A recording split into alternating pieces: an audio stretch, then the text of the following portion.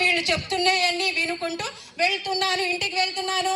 స్వామివారి దర్శనం ఇచ్చినప్పుడు మళ్ళీ వస్తున్నాను ఆశ్రమానికి, వారి దర్శనం చేసుకుంటాను, బ్లెస్సింగ్ తీసుకుంటాను, వెళ్ళిపోతున్నాను. నేను ఈ మార్గంలో ఉంటూ ఉండగా ఒక 2 పెద్ద యాక్సిడెంట్స్ జరిగాయండి నాకు.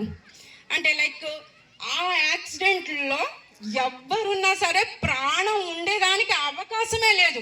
అలాంటి పెద్ద పెద్ద యాక్సిడెంట్స్ 2 జరిగాయి అంతే. ఇంకా నేను ఒకటే అనుకున్నా, మనం నెలకి 1,00,000 రూపాయలు సంపాదించడం వాటి వల్ల ఏమీ ఉపయోగం లేదు, పుణ్యం సంపాదించుకోవాలని చెప్పేసి వారి మార్గంలోకి, ఈ సేవా మార్గంలోకి రావడం జరిగిందండి.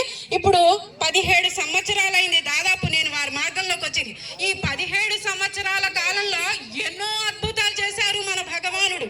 సో అందులో అన్నీ చెప్పడానికి మీకు మేబీ టైం పర్మిట్ చేయకపోవచ్చు, 1 or 2 మాత్రం నేను డెఫినెట్గా షేర్ చేసుకుంటూ ఉంటానండి. సో నేను మొదటిగా చెప్పాలనుకున్నటువంటి ఒక అనుభవం ఏంటంటే, 2 డాక్టర్స్ ఉన్నారండి, అమెరికాలో ఉన్నారు. 2 డాక్టర్స్ భార్యాభర్తలు అమెరికాలోనే సెటిల్ అయ్యారు. ఆ భర్తకి క్యాన్సర్ వచ్చింది. అది ఫైనల్ స్టేజ్లో ఉందండి. అప్పటి వరకు వీళ్ళు కనుక్కోలేకపోయారు. అంటే క్యాన్సర్ అంటే అన్ని సందర్భాల్లో తొందరగా బయటపడదు. సో వాళ్ళు తెలుసుకునే వరకు అది 4th స్టేజ్లో ఉంది.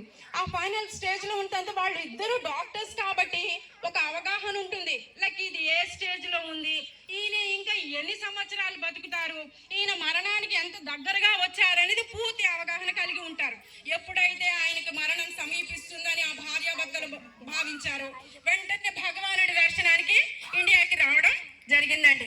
స్వామివారి దగ్గరికి వచ్చి ఆ ఇల్లాలు రోధిస్తుందంట